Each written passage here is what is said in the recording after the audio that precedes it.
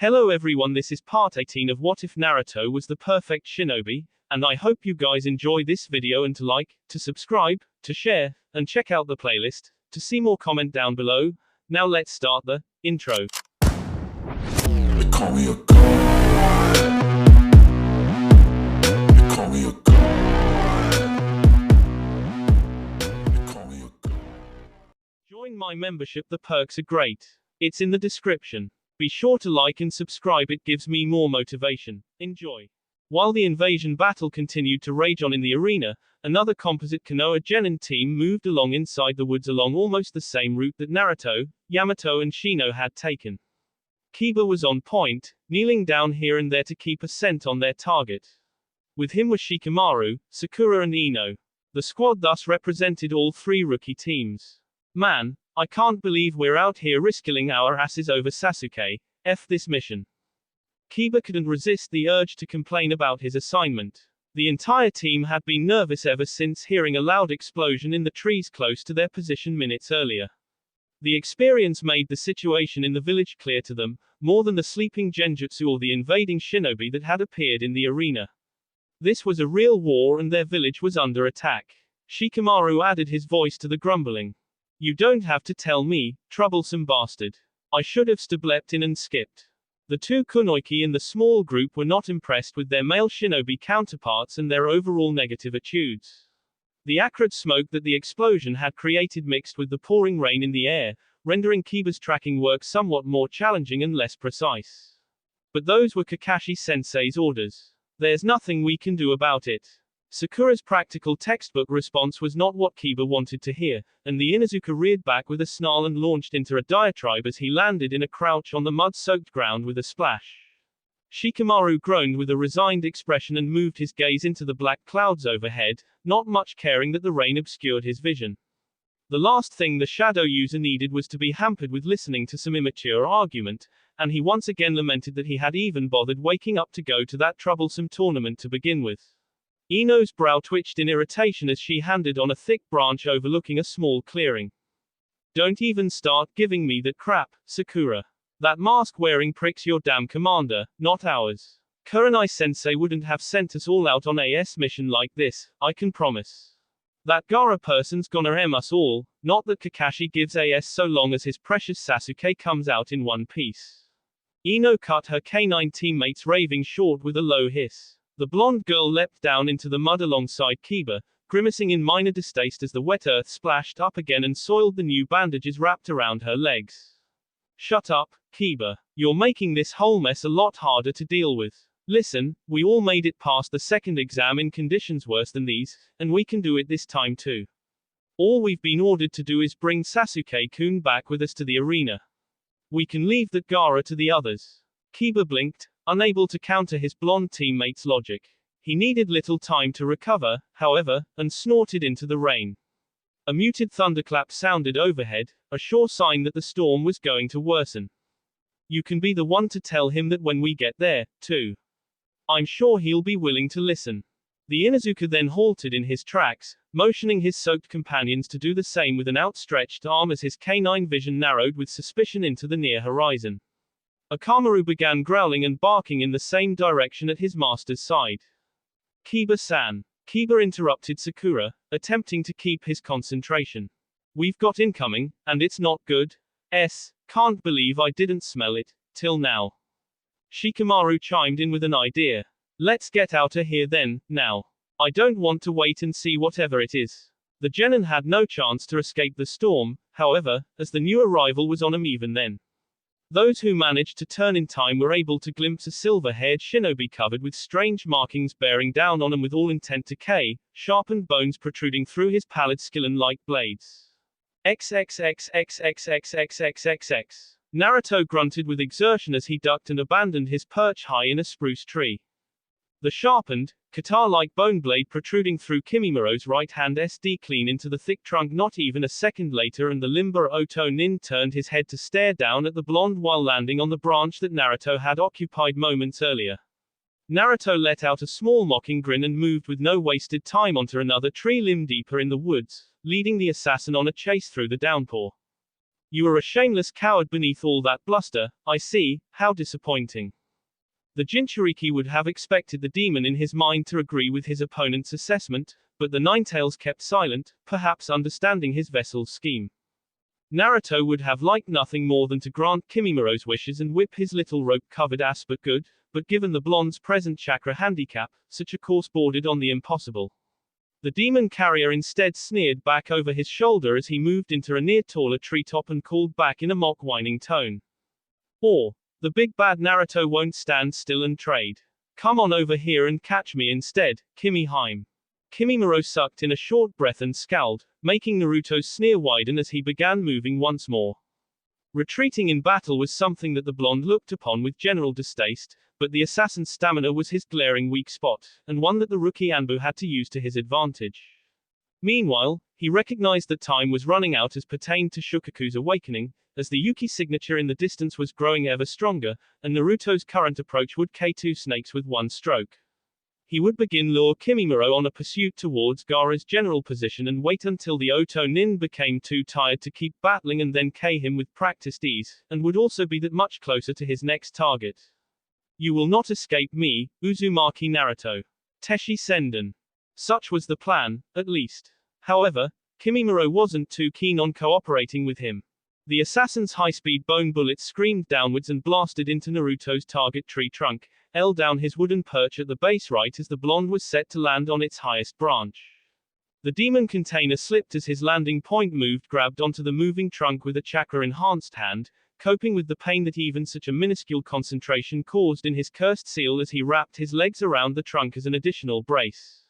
Kimimuro meanwhile scampered up the dropping timber with his own Juin active and marks covering him in crisscrossing lines, intent on punishing Naruto.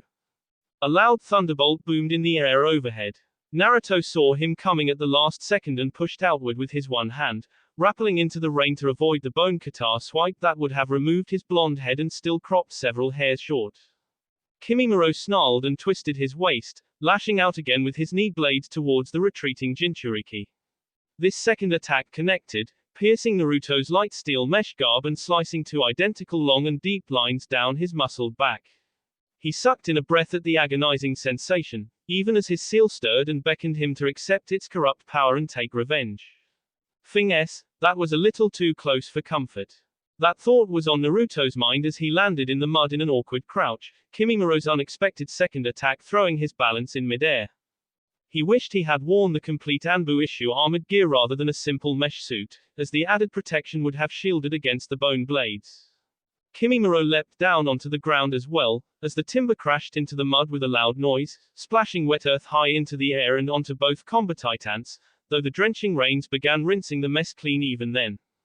The two shinobi stared into one another, enraged emerald matched even against iced blue, one warrior slumped over in pain and pouring blood through several wounds and the other struggling to take a breath.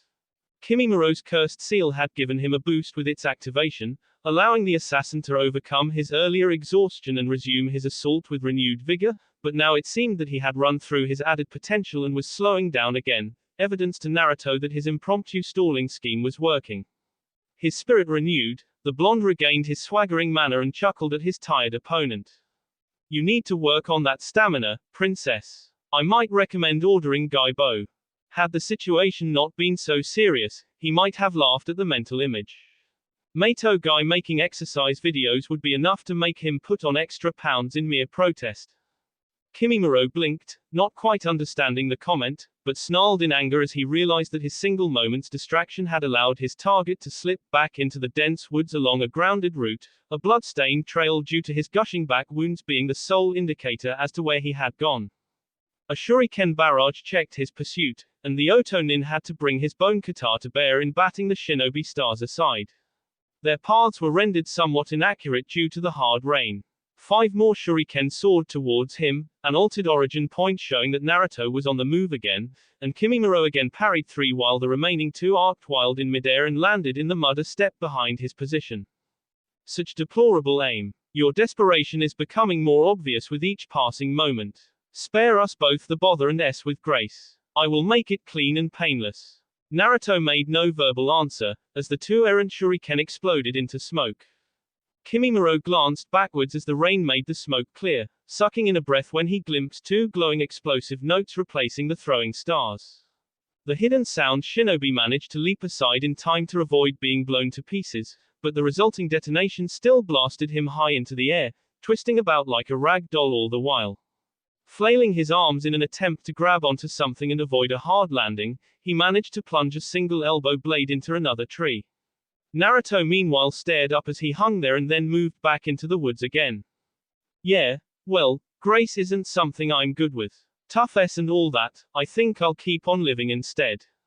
Expecting nothing else, the Oto Nin regained his cat-like balance and began his pursuit again. Naruto quashed down his own inner revulsion at retreating once more, reiterating in his mind that this was something he had to do and cursing as he ducked behind a thick spruce tree to avoid another skeletal bullet barrage. Kimimaro was taking the high route and attacking with missiles as the Jinchuriki expended more strength than he would have liked while dodging and navigating the harsh terrain. Still, the trees gave him enough cover to remain a couple steps ahead and continue to sap Kimimaro's limited stamina, the tight-angling undergrowth leaving the assassin unable to close in and Naruto to ribbons with those ridiculous bone blades. As this continued, he guessed that he might have seen something else moving in his peripheral vision, but Naruto was so preoccupied with evading Kimimaro and with dodging bone bullets and debris that the blonde Anbu wasn't certain. Naruto did glance back at Kimimaro, and saw a menacing little smile ghost the pale sound Nin's lips. Perhaps this might be enough to convince you to show some spine, Uzumaki Naruto. Kimimaro stopped and changed directions, striding through the rain and treetops towards something in a beeline and leaving Naruto perplexed a moment. That is, until the blonde concentrated his sight onto the Oto Nin's destination. Kiba and Ino, along with Sakura and Shikamaru were moving along the path to Sasuke, Gaara and the others, and doing so at a relative snail's pace compared to Kimimaro's impressive speed with the mutt having to stop in order to keep his scent in the downpour. Sitting ducks, those thing idiots. I'm going to skillen whoever sent 'em out here. Naruto had a guess as to what their mission was and who might have ordered it, but had no time to think on the matter. The blonde might have considered his next move, but was likewise surprised to notice that he was moving at high speed on a direct intercept course even then, as though his bare instincts knew what he needed to do. He then heard the expected caustic voice within his mind. I suppose you'll be rescuing 'em, then. Such a noble little hero you've turned into, Gaki, the quintessential leaf nin indeed. Bah, hurry and save your revolting, precious people, who can never seem to save themselves. Naruto could almost hear the demon's malicious laughter, even though the great monster kept it inside. Akamaru began barking and whining next to Kiba in the near horizon, the small white canine now sensing the approaching danger with that obscure sixth sense that beasts seem to possess. Kiba halted in his tracks and with an outstretched arm made his three companions do the same as he began staring in the same area as his dog.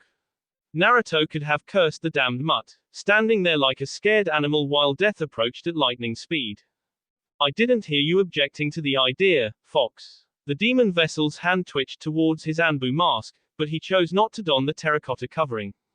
Naruto no longer cared a whit about concealing his new rank, at least not with the situation being what it was. The blonde shinobi increased his pace, concentrating all the chakra he could muster in his legs as he ran and moving on undaunted despite the burning lava pooling within his en. The QB crossed his massive legs with a condescending snort within his vessel's mind, seeming pleased on some level with the recent change in his altercation with Kimimaro. HMPH, it's pathetic enough, but still not near so much as your current battle tactics. Go and protect those worthless little humans, and have my blessings so long as you stop embarrassing us both and pursue this battle. You'll have to, or else he'll keep chasing 'em down until he KS them. You know this to be true. Naruto did indeed know it, but the point seemed to be moot. Kimimaro had a massive head start, having the easier terrain and higher speed with his cursed seal active.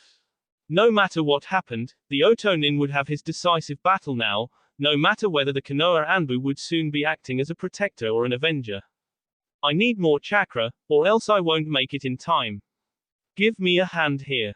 The demon's crimson orbs glowed brighter and with greater malice than usual, though he made no verbal response.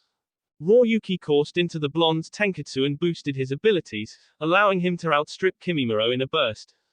Orochimaru's seal likewise siphoned into on the added chakra and began to activate in earnest. Naruto grimaced and pushed the showing marks back down as he passed the genin in a red and black and blonde burst, hurling against a tree and back again to nail the incoming Kimimaro with a leaping crossover kick with the Otonin's bone kata reared back to make a swipe that would have slain both Kiba and Ino with a single precision stroke.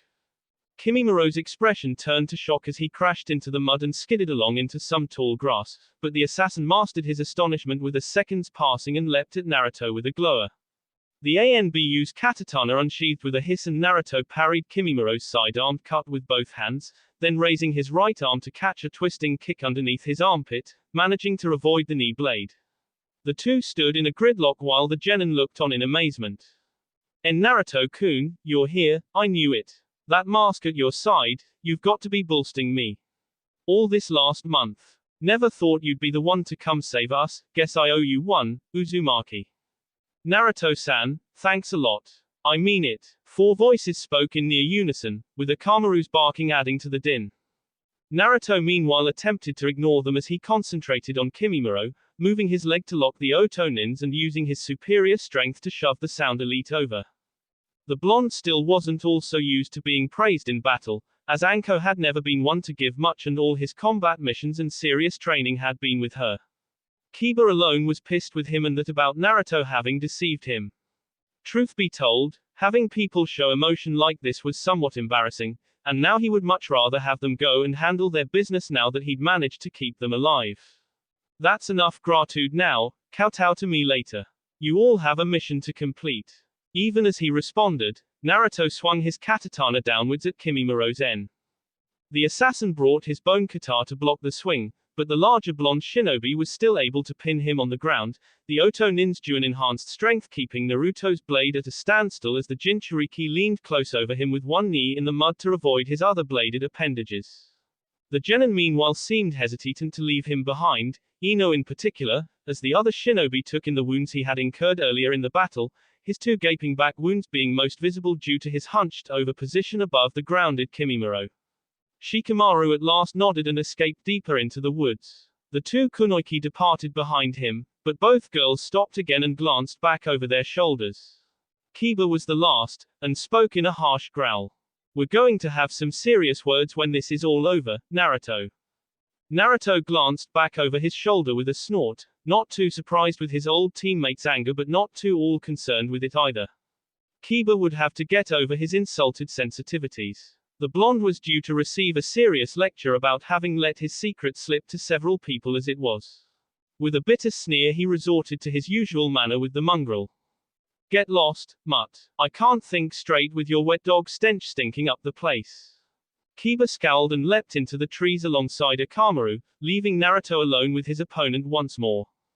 He didn't bother telling the Inuzuka that the trail had been marked, trusting the born tracker to see it on his own. The blonde reached down into his boot to draw his last reserve kunai, intent on driving the blade into Kimimaro's heart while he held the Otonin on the ground using his katatana. The weapon was unable to ell the assassin's skillen, however. Naruto recalled Kimimaro's earlier skills, and guessed that he was able to alter his internal bone structure in addition to using them as external weapons. And so using a regular blade against him was useless, he might as well have been attempting to ell hard steel. Meanwhile, Kimimaro spread his other hand wide, creating a second bone kata through the palm.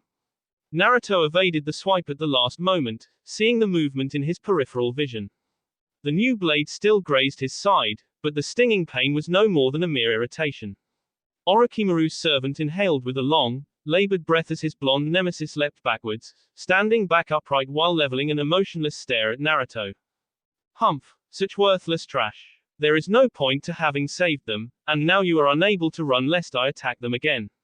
You could never realize your true strength so long as you allow such croaches as those to hold you back, not that you would have been able to change things now. Ponder these words within the void, Uzumaki Naruto." Such an unimaginative death threat, the demon container mused. He recalled Haku stating almost the exact opposite in Sakai, right as the blonde had poised to deliver the death stroke. Naruto landed with a good distance separating him and Kimimaro as he pondered his next move. A large Yuki presence then permeated within the air, its source well removed in the direction where Kiba and the others had gone and whence Naruto had come a time earlier. The implication was clear. Shukaku was about to awaken again. He hoped that Yamato would be able to weather the storm, doubting that he would be able to make good on his promise to the genin. Kimimaro was a strong and lethal opponent, one that Naruto guessed to be on a comparable level with Momoki Zabuza. Well, that might even be right. Not so long ago, I would have agreed without needing a second thought. I'm not so sure now, though, well, whatever the answer is. Naruto made the decision to stop struggling against the inevitable.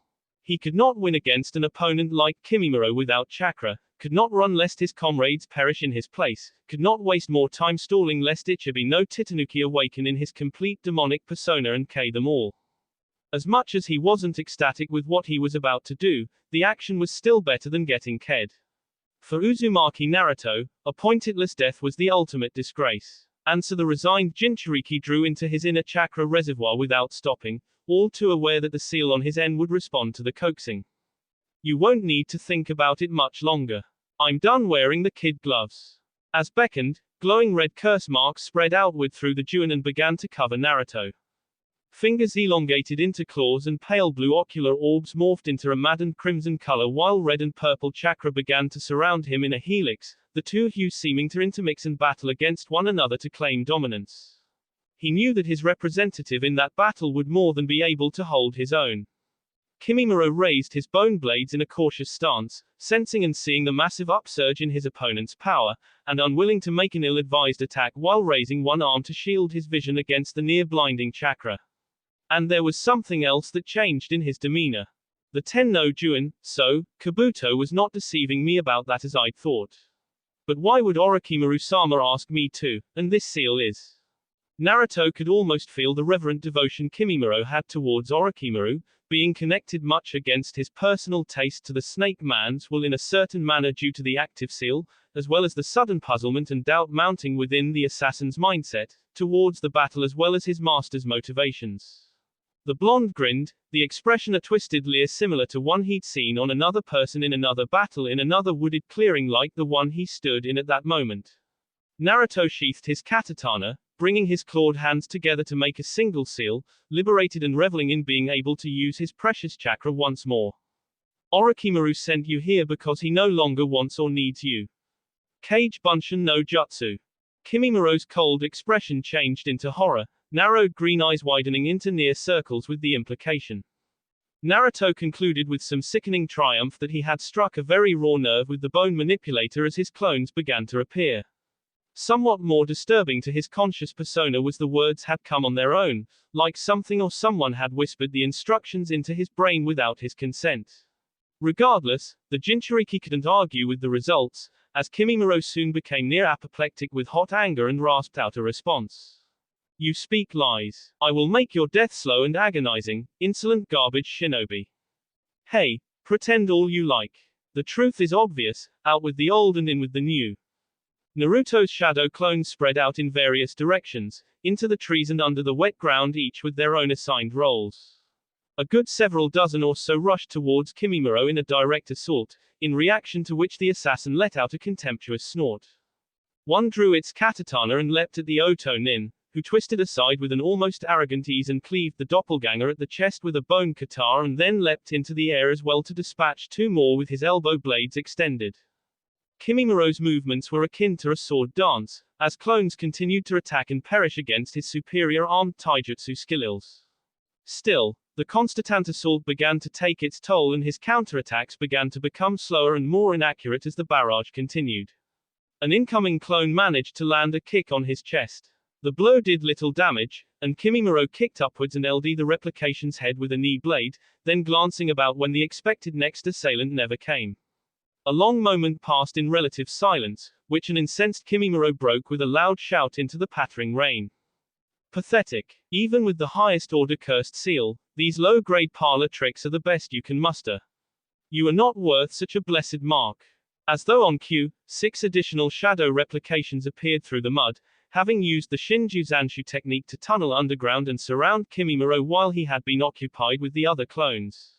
The initial pair wrapped his legs tight, while another 2 grappled his arms and the remaining duo gripped his waist and hair. The assassin snarled and struggled against his captors, but in vain. The numbers were too great, more so considering that he was tired and the clones shared in Naruto's higher strength. The bone wielder then watched in rage as another Naruto appeared in swirling Yuki with his arm extended and a serpentine sneer on his lips. Gomen Nasai, I hate to disappoint, so perhaps this one will be better. Ninpu, Seiryuyashu. Naruto's special red shadow snakes extended outward, mores widening to deliver their lethal simultaneous attacks. The grand fireballs seared towards Kimimaro in unison, whose pallid visage scrunched tight, seeming to accept the end. However, Naruto's sneer widening in victorious exultation proved to be premature. A similar smile crossed Kimimaro, as the Orochimaru warrior stared without hesitation into the oncoming hell. Not good enough, trash, I will not be slain like this. Shikotsumyaku, Karamatsu no Mai. Innumerable bone spikes burst outward through Kimimaro's skillen, turning him into a real living cactus. All 6 shadow clones exploded into smoke in unison, impaled like pincushions in countless places. Their work done, the spikes broke loose and clattered into the mud as Kimimaro rolled to the side to avoid the magma serpent's attacks. The curse-marked Jinchuriki glowered at seeing his best jutsu thwarted with such ease and commanded his reptilian servants in various paths in an attempt to burn Kimimaro to ash. With awe-inspiring grace, the Oto Nin weaved around the endless oncoming grand fireballs and striking serpents, at last raising both bone katars and slicing Naruto's snakes apart with 2 successive hacks. Their remaining parts sheared backwards into the demon container's wrist. Naruto hissed and clutched at his right arm in sheer agonizing pain as well. Unlike normal summoned creatures, the red snakes shared in the blonde's chakra, and as such their pain was also visited back onto him, making him akin to the cliché double-edged weapon. Several linear gashes opened on his wrist and oozed blood down onto the thick mud beneath him. I won't be able to use that attack again for a while, until the snakes revive. With the demon's help, that wouldn't take long, but Naruto guessed that the Kyuubi was having his own issues at the moment with battling against the cursed seal's corruption and would not be able to devote his attention to healing. The blonde's other wounds were likewise healing slower than usual. Thus the Juin also came with some negative impacts. Kimimaro stared down at the demon vessel, who had sunken to a knee, but his bid to counterattack was cut short when 2 more shadow clones swept down brandishing katatana, having remained concealed in a tree. The Shikotsumyaku user parried both attacks with 1 bone katar and dispatched the 2 clones with the other, but was then made to raise both to guard his head when a third appeared on his side and launched a grand fireball. The Kaiten technique charred the bone blades, heating them and making them crumble into ashes, while also baking the skillen on Kimimaro's wrists. The Oto Nin managed to outlast, however, as the ninjutsu expended the clone's limited chakra reserves and the doppelganger vanished into smoke. Naruto's mouth twisted into a grim smile. Having contingencies waiting in the wings was a good thing. Ku, Shinobi Tactical Lesson 1, Never go in without a backup plan. Naruto almost retched when he heard the chuckle escape his lips. The 2 curse-marked shinobi glared across the mud at one another, each taking a moment to nurse their most recent wounds, Kimimaro hacking and coughing up blood due to his recent exertion. As though taunting them both, another massive, stronger Yuki burst ricocheted in the air, causing the ground to shake and making Naruto plummet into the mud as he made to rise and Kimimaro's thin legs to wobble. The silver-haired assassin glanced into the horizon with a weak cough. Our time is running short, Uzumaki Naruto. Sabaku no Gaara's inner demon will soon enough consume them whole. Naruto well knew that the them meant Kiba and the other genin. The vile retort on his lips never emerged, as an enormous shadow blanketed the area and something appropriate in size bounded overhead and landed to create a second harsh recoil on the ground, though both soldiers maintained their balance this time. Naruto stared at the thing's back, glimpsing a massive summoned toad with size comparable to Manda leaping again into the horizon towards where Shukaku was in all likelihood waiting to greet it. With a better vantage point, he might have seen the white-haired old man standing on the toad's head, and cursed his luck at having let the chance to meet a real living legend at the onsen some time earlier slip past untaken. Naruto's attention returned to Kimimaro, who had likewise been watching the spectacle.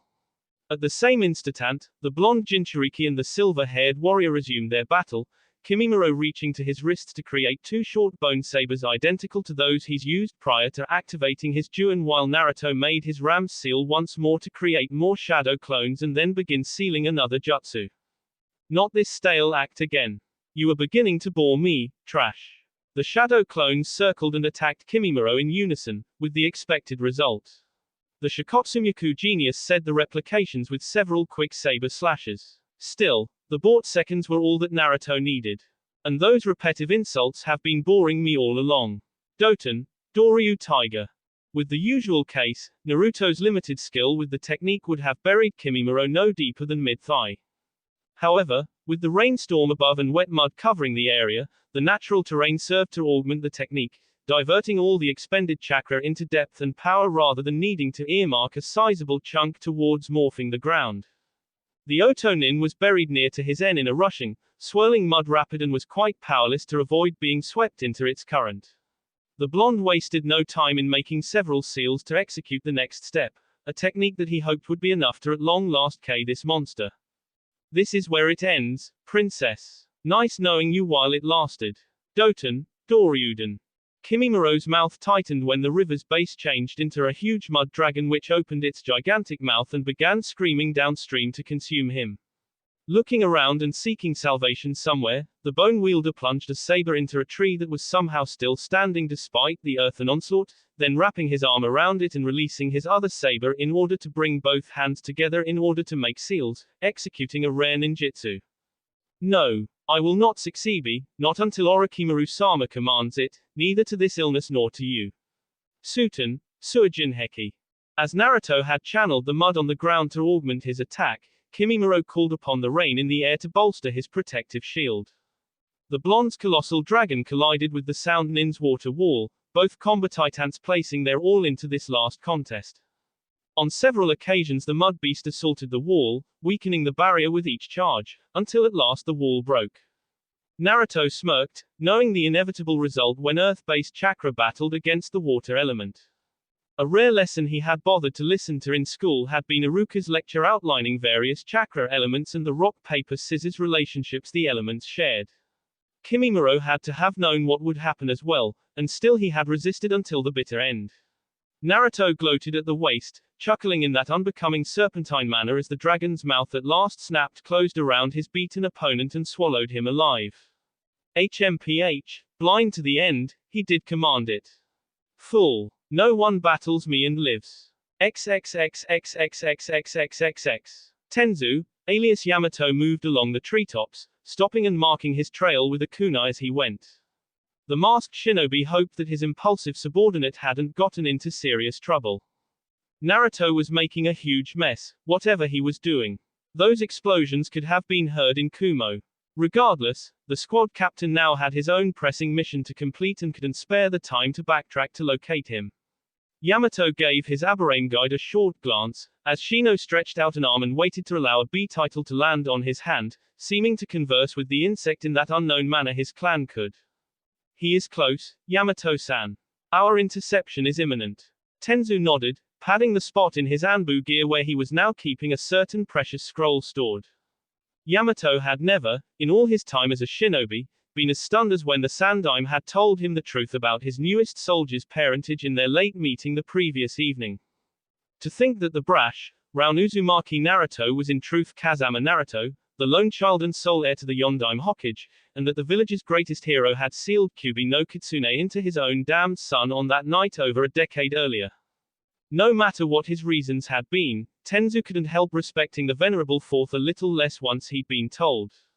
He too had been made a pawn against his will as a newborn child, violated in order to advance another man's agenda. Though Yamato would never dare to compare the Yondaime's motivations to Orochimaru's, the overall tale still struck a raw nerve with the Anbu captain. Naruto had not a single clue either, that he was an aristocrat, as a Hokage's lineage was granted noble rank in Hai no Kuni at the moment he or she accepted the sacred title, and indeed would inherit his own clan title whenever Sarutobi-sama chose to make the matter public knowledge. When that time came, there would be multitudes within the village, civilian and shinobi alike, that would be swallowing crow. Excellent. I will handle the hostiles. You are to take the Uchiha and return to Konoha. The Mokuton wielder realized that he should be keeping his mind clear and on business as he spoke with Shino in a clipped business-like manner, but this little goose chase was like most other soldiers' work, 9/10 waiting and 1/10 action. Like Naruto, he would much rather have been protecting the Hokage back in the arena rather than hunting some renegade genin in the pouring rain, but orders were orders and Tenzu took particular pride in being a consummate soldier. He would execute his orders without complaint. Nevertheless, he couldn't help but wonder at the Sandaim's current plans. The old Hokage had been given more than enough time to avoid being caught in Orochimaru's snare back in the arena, given Naruto's ill-advised attack on the latter. Sarutobi seemed to have wanted to have been trapped, to deal with his traitorous student without Anbu backup. And then there was the scroll. Yamato could not understand the reasoning behind giving him the fourth scroll to give to the man's teenage son. There had to be some greater scheme at work. The Sandaim's wisdom had guided his village to survive and win wars much greater than this botched invasion. Tenzu was constrained to believe in his commander, and trust that all was proceeding according to plan. With all due respect, Captain, I have not traveled all this distance to run back and hide within the village. I want to assist in repelling our enemies, and Sasuke-kun will not be receptive to a retreat order either. Tenzu blinked beneath his mask as Shino halted on a low branch and removed his black sunglasses, wiping the moisture on the lenses clean against his trench coat's interior lining and donning the shades once more. The Anbu captain detected some impatience in the Aburame's voice, even though it seemed to remain calm and logical. Yamato was a bit surprised that the genin would argue with him, though he could understand. No matter how impassive his usual nature, he was eager to win merit and honor like all rookie shinobi. And as Shino had been instrumental in this operation and had rendered help without being solicited to do so, Yamato saw no reason not to reward his assistance. The masked captain also agreed with his opinion on the Uchiha, and time was too short to have squabbling. Naruto would have been all too willing to wrangle with him. That will do, I suppose. You and Uchiha Sasuke can tackle the two elder siblings in whichever manner you like, but under no circumstances attempt to engage Sabaku no Gaara. Avoid him at all costs. Also, you are both to retreat should the situation become perilous. Tenzu viewed Temari and Kankuro as being mere irritants regardless, accessories not even worth the captain's attention. He was content to allow the two talented rookies to battle against the late Kazekage's eldest children and not have to be bothered wasting his patience with them. A large Yuki burst then resonated in the drenched air close to their position, causing the tree Yamato was perched on to shake and making his hair stand on end. The harrowing phenomenon served to remind him that Gaara's biju was stirring and that the proverbial clock was winding down. Shino was pleased with the ANBU's reconsideration, though his placiditude showed nothing to indicate as much. We have arrived in time. With permission, I will assist Sasuke-kun in combat.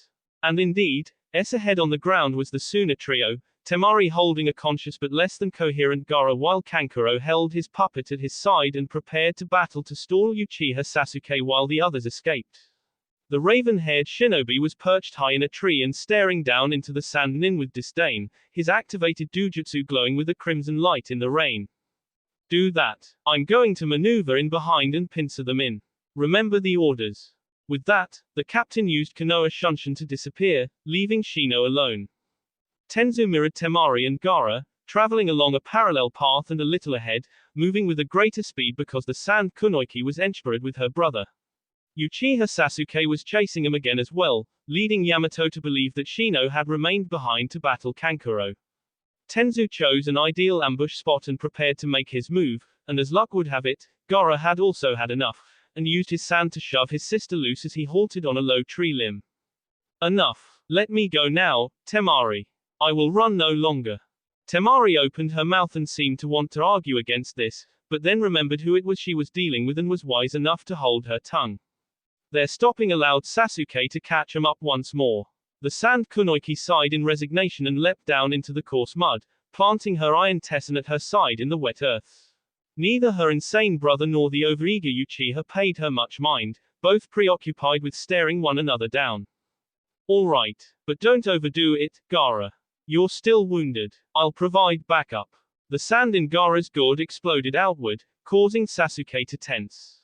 Rather than assailing the Uchiha, however, the sand instead wrapped around and enveloped the Ichibi container's right arm, morphing it into a massive clawed appendage with an earthen color marked along its length with visible bluish veins. Gaara screamed and thrashed as the metamorphosis happened, as though the event weren't his conscious decision. Once the change was complete, however, the Suna shinobi's earlier imperious glare changed into a twisted leer, and his quiet but lethal voice also became a high-pitched, insane cackle. Temari watched the scene with growing horror. Uchiha Sasuke, mother is hankering, to taste that noble blood in your veins. You will quench her thirst until the main course arrives. Gaara chuckled as he launched downwards into the air towards Sasuke, extending his Shukaku-enhanced arm outward and spreading the claws wide. For his part, the Uchiha was near helpless with shock and terror at seeing his opponent's real nature. The tree he'd used as a perch, and several others near it, seemed to come alive and attack as soon as he made a hostile move. Their branches became longer and whipped towards Gaara in unison, who raised his sand-covered arm in response to block the onslaught. The masked Yamato materialized in swirling leaves and rainwater behind the three genin combatants. That will not be happening, Sabaku no Gaara. Your battle is now with me. Three heads turned to meet Yamato, each with its own expression. His shock past, Sasuke seemed irritated with having his thunder stolen and Temari was a little intimidated, knowing an ANBU's skill level, while Gaara was mouse as usual. The Uchiha used the situation to his advantage, launching several kunai at the Jinchuriki while his attention was concentrated on Yamato. Temari opened her tessen and blew them aside with a strong wind gust. Gaara hadn't even turned to meet the attack, Sasuke rendered less important now that a much stronger opponent had appeared. Not on my watch, Uchiha. Watch out, I'm not a pushover like Kankuro. Sasuke blinked and turned, as though he hadn't even noticed the kunoiki until that moment. The Sharingan wielder sneered, regarding her as something beneath his concern. However, he was spoiling to get some action regardless, and wasn't about to tamper with an ANBU's mission. Having a brother who was once a captain in the Black Ops and spending his earliest years in the clan that comprised the village police, he knew well enough who gave Yamato's orders, and despite his irreverent nature he had no interest in risking a court-martial. He would make do with testing his skills against Temari, since Gaara was no longer an option. Since Gaara's occupied elsewhere, I'll settle with teaching you not to meddle in a man's business, honor. Temari snarled in hatred, as whatever lingering hesitation she'd had about this battle turned to ash and scattered into the wind. Sasuke had hit the right nerve with a single well-calculated shot. The two genin moved with a simultaneous blur as their battle began, leaving Gaara alone against Yamato as the captain had planned. The Ichibi vessel looked over his opponent, scowled at seeing his mask and leveled him with an uninterested stare. You are not the one I seek to kill. Bring me the man in the lizard mask, the Jinchuriki. He is here somewhere, I sensed his Yuki earlier. His existence would taste even sweeter than Uchiha blood. Mother demands it right now, she wishes to dine upon Kyubi no Kitsune. Yamato met his expression with no reaction in his own right. As much as Naruto seemed to like to avoid attention, even given his seeming obsession with becoming a living legend, he managed to attract rivals and interested parties like a bleeding snake enticed sharks in the water. The Sandaime Hokage and Orochimaru, Uchiha Sasuke and Sabaku no Gaara, Itachi and that strange missing nin criminal organization known as Akatsuki. This was the blonde's fate, both as the fourth son and as a Jinchuriki. Tenzu almost pitied him. That kid would never know a moment's peace, not as long as he lived. Not even the relative shroud that being Anbu provided was able to change it. He is otherwise occupied now. Perhaps he will arrive later, but you won't be getting past me no matter what. Gaara's black ringed orbs narrowed in reaction to the implied threat, and then widened with bloodlust as even more sand emerged and began to surround him, covering his entire right side and both legs, also causing him to sprout a long, thick raccoon-like tail that pounded against the mud on the ground in an enraged manner. Excepting his arm and head on one side, he looked much like a miniature Ichibi, and seemed no less dangerous with his mouth opened wide and drooling with barbaric anticipation. You will here, and then I will take pleasure in killing him, that Uzumaki Naruto. Gaara reared back like an animal and then rushed towards Yamato, rearing his demonic clawed arm backwards and attempting to grab and crush the captain. Tenzu managed to evade in time, and the claw instead tore through the tree he'd been standing on like scroll paper. Yamato ducked to avoid the tail, which had also whipped around at him, and countered with a thrust kick to the Ichibi carrier's chest. That attack wasn't even enough to stun Gaara, who brought his claw sweeping across to Kei Yamato. The captain, realizing that a taijutsu approach was useless against this monster, leapt over the appendage and onto the ground, landing in the mud while Gaara reversed his direction in midair and charged again, his pointed teeth bared and coursing with saliva. The trees themselves serve and protect me. I cannot lose within these woods. Yamato made a hand sign and the trees surrounding him came alive like earlier. Their limbs converged on the approaching Gaara as countless lances. The Jinchuriki crash landed on the ground and then leapt into the air again, sucking in a breath as more sand covered his head to change it into a complete miniature shukaku, leaving his one arm as a sole indicator that there still remained a human underneath, and the sentient tree limbs twisted and attempted to mirror his movements. Gaara's voice came out with a strange simultaneous echo, as though he and another being were speaking as one. Ha! The location means nothing.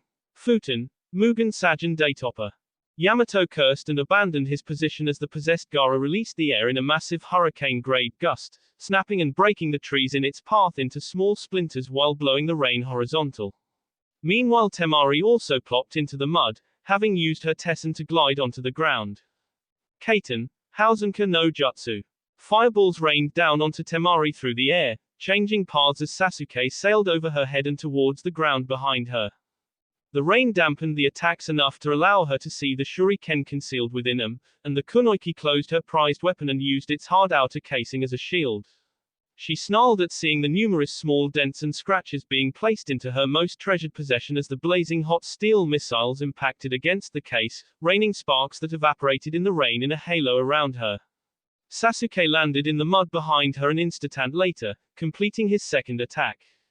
That won't work again, I can promise. Kaiten, Gukyaku no Jutsu. Temari shrieked in indignation as the grand fireball enveloped her position. Whether or not she managed to survive was lost on Yamato, who rolled aside to evade Gaara's tail.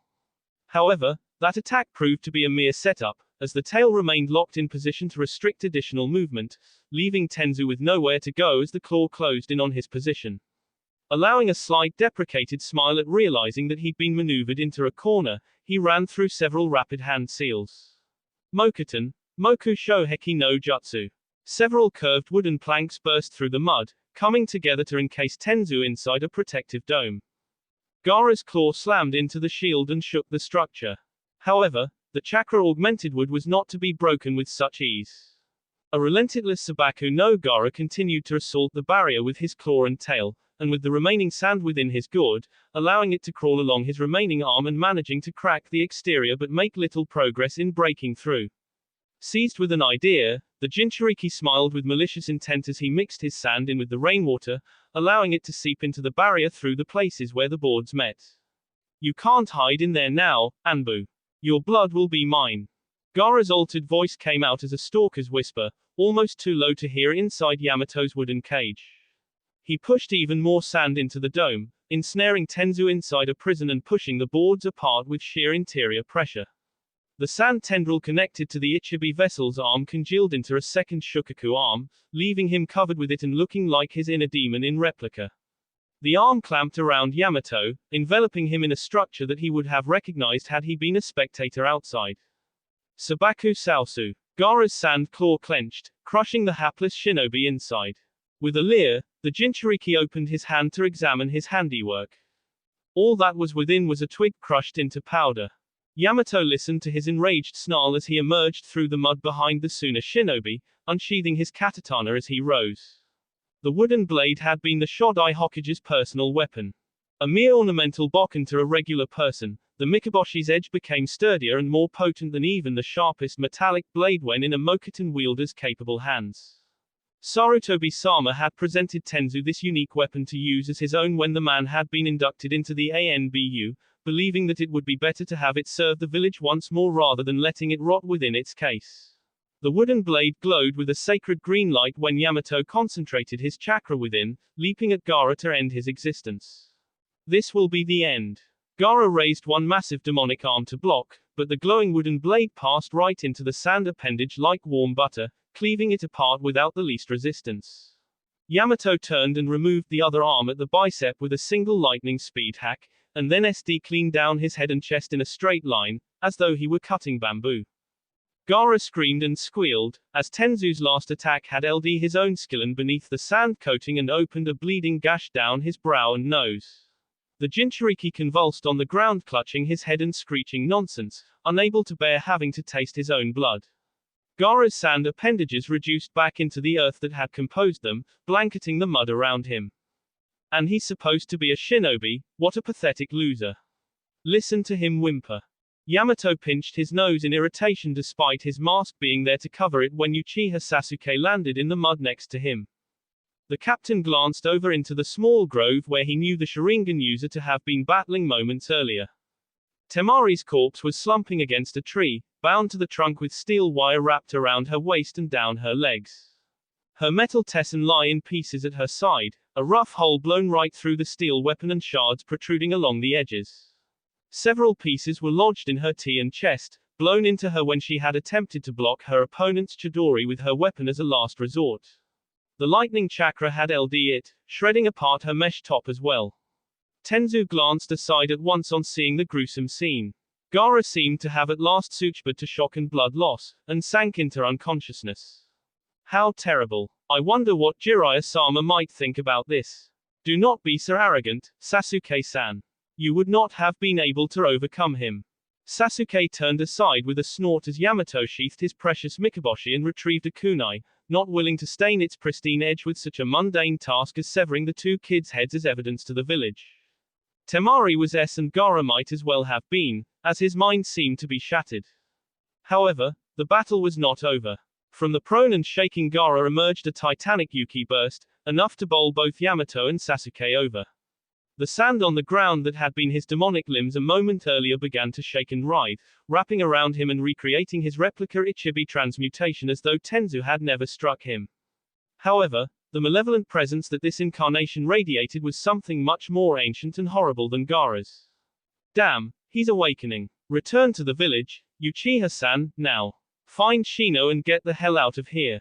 Sasuke gulped and nodded his assent, though whether he held the stern Yamato or the emerging Biju in greater terror was unknown.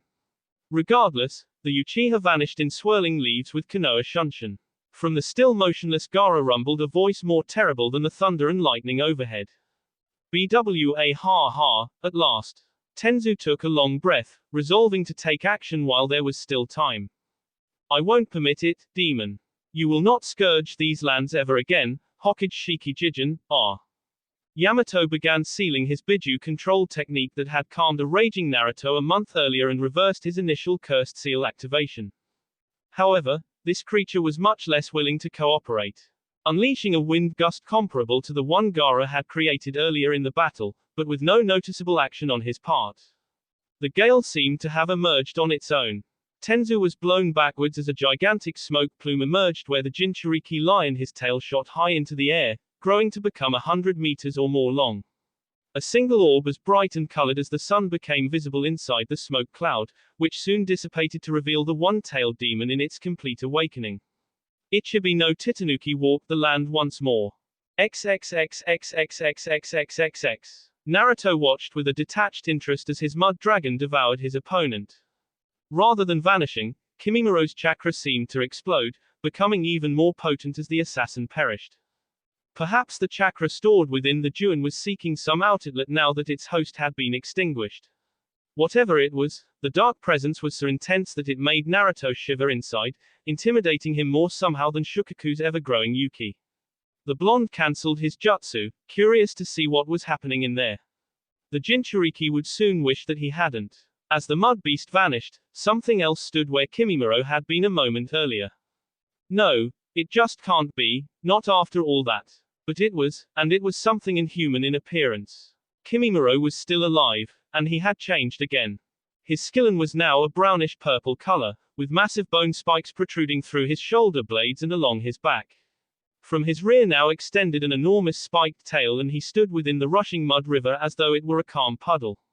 The lizard-like monster raised his head and bored into his opponent. Kimimuro's cold green orbs had changed into something much more sinister, gold with black sclera, and ringed with black markings. This is turning into one of those ass-eating monster movies the mutt likes. Without a word, this new Kimimuro charged upriver against the current, moving like no resistance even existed. Naruto broke his stupor and began to pump more chakra into the technique in an attempt to slow him down, and succeeded in doing so, as the monster halted in his tracks. For about a second, and with a snarl he began moving again, reaching behind his en as he moved. Tessenka no Mai, Itsuru. The blonde almost gawked as Kimimuro removing his own spinal cord and wielded it like a chain whip. Naruto leapt aside as the creature approached and attempted to lash him, but wasn't able to create enough separation. The Oto-nin pulled back and wrenched upwards with the spinal weapon, wrapping the whip around Naruto's ankle and slamming him into his own mud river, which had gone still due to his concentration being interrupted. The spinal vine whip was sharp, each vertebrae was spiked and as hard as steel. The whip's protrusions bit into Naruto's ankle, puncturing holes into the steel mesh protecting his leg. Hana. Kimimaro pulled back on the whip again, raising Naruto into the air upside down and parallel to him, allowing the blonde to watch more bones extended through the wrist on his unoccupied hand, twisting outward and sharpening to a point, creating a large spear. The rain overhead began to halt, leaving overcast skies above the two shinobi. Behold, Uzumaki Naruto. This is the cursed seal's true power, its maximum potential. Naruto spat onto Kimimaro's robes in response to his sanctimonious speech. The Orochimaru assassin stared down at his soiled clothing, caked with both coarse mud and his own blood, and then back into his blonde nemesis as he reared back with his bone flower and attempted to end the battle with one piercing S. Naruto managed to sit up even though he was hanging in the air, and the spear passed underneath him. As he lacked access to a weapon, being unable to reach behind his back to his katatana, the Jinchuriki settled on a tried and true counterblow. The blonde reached over and gouged Kimimaro's retina with his thumb, blinding him on one side. The Oto-nin released his whip in surprise, and overextended with his spear so that he stumbled a little with the awkward weapon. Naruto landed on his rear, and with on leg still trapped inside his opponent's spine, he mule-kicked the Oto-nin in the groin with his other leg. That was Uzumaki Ryu at its best, beats all known shinobi taijutsu with ease. Kimimaro sucked in and exhaled several agonized breaths, spitting out a little blood with each repetition. Meanwhile Naruto untangled his ankle, but had to roll to the side to avoid a spear S into the mud.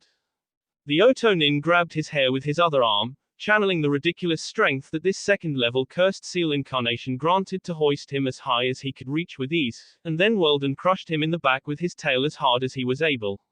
The blonde swore he heard his poor spine crack as he sailed into a tree trunk, hitting almost the same spot and sliding down. He attempted to brace as he landed in a standing position with a groan. Dishonorable garbage, ugh, to think that a common ogre like you could push me to having to use the second level sickens me. However, enough is enough. I will tolerate no more. As quick as the demon container could register his movement, Kimimaro was bearing down on him again. Naruto moved aside, and the bone flower tore into the trunk an instant later, reducing it to splinters.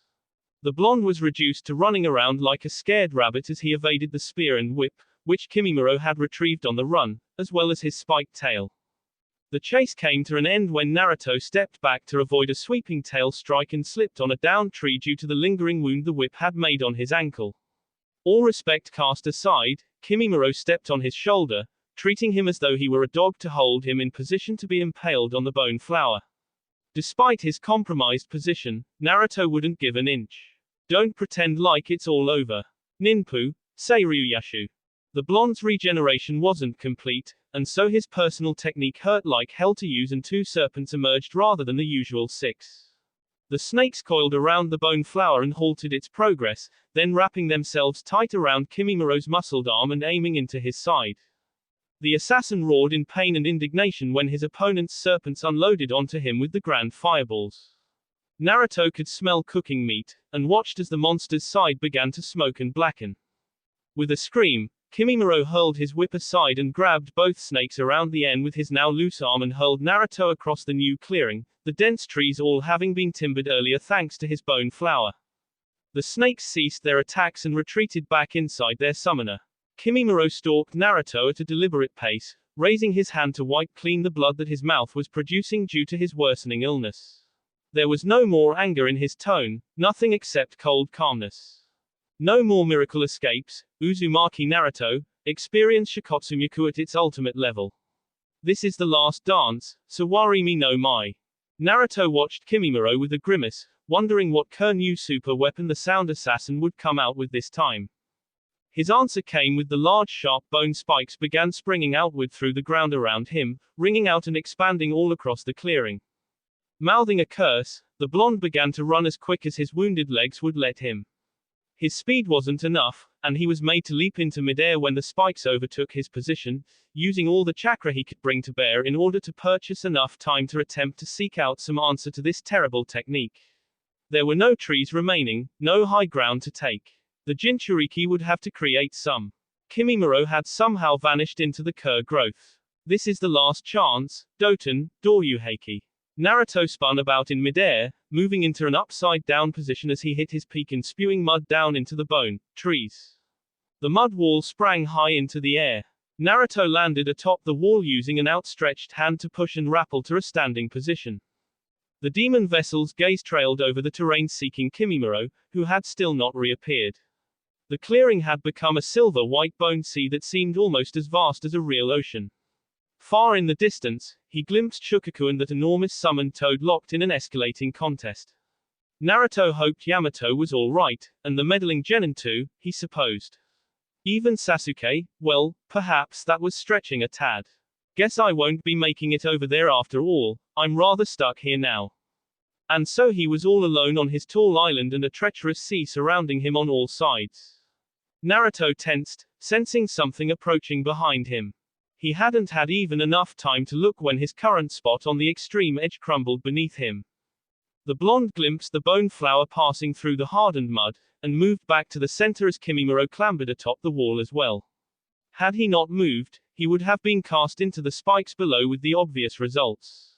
Naruto had no clue how the hulking creature that was once a lithe shinobi had managed to get close without his noticing, or even been able to navigate that spiked hell. We will end this battle here like true soldiers. No more running, nowhere to run. The blonde took a cautious step backwards, and then nodded and drew his Anbu katatana. Kimimaro smirked and produced another vine whip, brandishing the weapon along with his spear. Naruto sprung at his larger assailant holding his tempered steel blade in one hand, reaching back into his now shallow shuriken pouch and tossing his last throwing weapons with the other. Three sailed right towards Kimimaro while the last arced over his head and into the stone behind the monster. The Sound Warrior blocked the three with his bone flower and also parried Naruto's katatana swipe, and then turned his back to regard the rogue, using his whip to send it clattering over the edge. That little stratagem won't work against me twice, trash. You'll have to do better. Kimimaro glanced about, noticing that Naruto had vanished, leaving his katatana sitting idle where had been a moment earlier. The assassin spotted his elusive blonde target running down the wall's side, seeming to crouch and palm the rough material in several places and then running back towards the top. At that moment, the three shuriken he had blocked exploded into smoke, revealing three Naruto clones. Two dove onto his legs and careened over either edge into the air, straddling the Oto Nin on the wall while the last took the razor-sharp katatana and espered clean through Kimimaro's tail, piercing at a place where no bones were armoring the appendage and pinning him into position as he howled in torment. Being impaled tended to do that. The replications then vanished in unison and the genuine Naruto leapt onto an incensed Kimimaro's back, whispering into his ear with a smirk as he used the spikes on the assassin's shoulders as grappling points. We're shinobi, not samurai. That heroic last stand doesn't suit me in the least. Naruto activated the dozen or so explosive notes he'd planted along the wall's side as he moved a moment earlier, shattering it into large chunks that rumbled down into the spikes below, crushing them underneath and creating several sizable rock islands in the bone sea. Both shinobi plummeted down towards the death below, Naruto riding atop his larger opponent and intent on killing him on the spikes. The Jinchuriki calculated his landing point, letting go while pulling his katatana loose and using Akuma Shunshin to materialize on the nearest island while Kimimaro was still in midair above. Senejashu. Naruto's shadow snakes lanced out and wrapped around a helpless Kimimaro. The blonde maneuvered the monster towards a place in the pit where it would be impossible to reach an island and avoid being skillured. At the last possible second, Orochimaru's servant reached over and wrapped the serpents with his whip, connecting the two shinobi together with a mutual link that neither could break. A brilliant plan, but this miscalculation will ruin it all. Uzumaki Naruto. With those words, Kimimaro pulled on the whip, wrenching Naruto onto his stomach on his island while the Oto Nin crashed into the spikes, and was absorbed into them. The Ninetales carrier looked on in puzzlement, until the shadow overhead. All the blonde could do was watch as his opponent materialized inside another large bone spike to his side. From the waist below, Kimimaro was still inside the thorn, as Naruto realized too late that he could travel inside his creations without being harmed. The bone flower came whistling down. With nowhere to move, Naruto was skillured through the chest.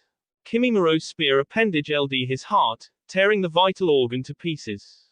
His Juan pulsed and screamed in protest, as did the demon within his mind, but all became ever so calm and cold as Uzumaki Naruto settled into his rest, bleeding out onto the rock he had created, and into the silver bones around it.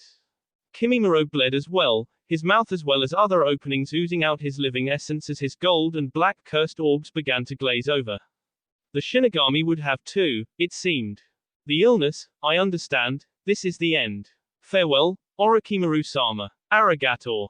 The assassin regarded his greatest opponent as he too began to succeed to his own mortal end.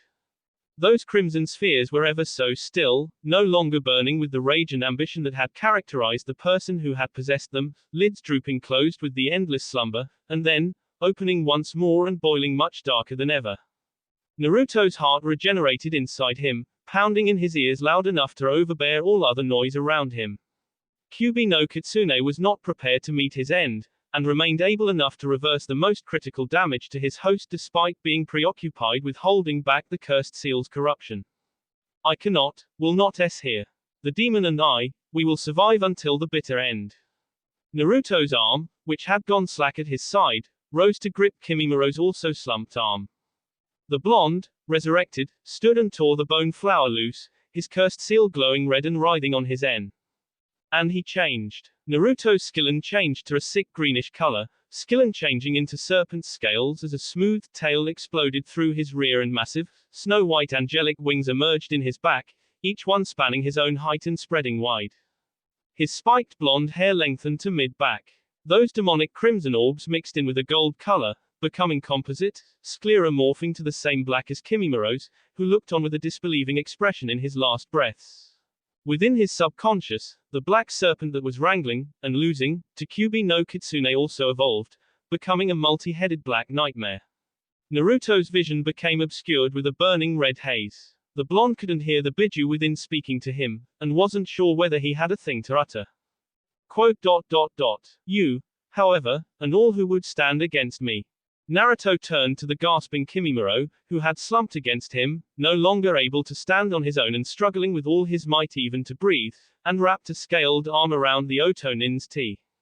With inhuman strength, the winged serpent creature raised the massive dinosaur and espered his other clawed hand into his shoulder. Kimimaro's arm was weakened and burnt due to the earlier Seiryushu. The twisted blonde's arm passed clean through the skeleton and muscle, reaching the bone, which he snapped loose with a single motion. The remainder came with it, leaving him holding a savaged arm, the bone flower still encircled around the lower part. Without a care, he cast the appendage aside into the spikes and hurled his hapless victim down onto the rock, sliding that same clawed hand across his stomach and spilling his guts. The crazed and laughing Naruto proceeded with his savage attack, hurling the now expired Kimimaro high into the humid air and pointing with both arms, which themselves morphed into massive shadow snakes and extended, mouths opening wide and shooting into the mammoth huskill. One lodged into his T and tore that out while the other ate out a massive chunk in his side. The assassin now resembled raw meat, the proud warrior torn to pieces. All that remained was his head. Naruto tested out his new wings, taking to the air with the same instinctive ease that had told him to extend his arms into serpents, even as he normalized those and returned them to his side, still holding Kimimaro's remains. This, the power he mentioned to me, and I was Ked as well. Naruto sneered like the serpent he had evolved into and chucked the corpse over his shoulder and into the pit.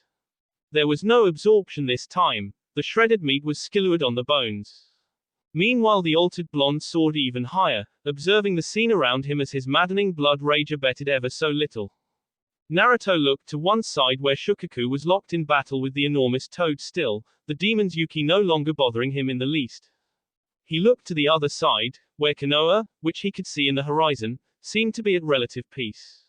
The Jinchuriki, now at his second level Juin transmigration, considered what to do next as he landed outside the massive bone sea and halted at a small pond within another clearing.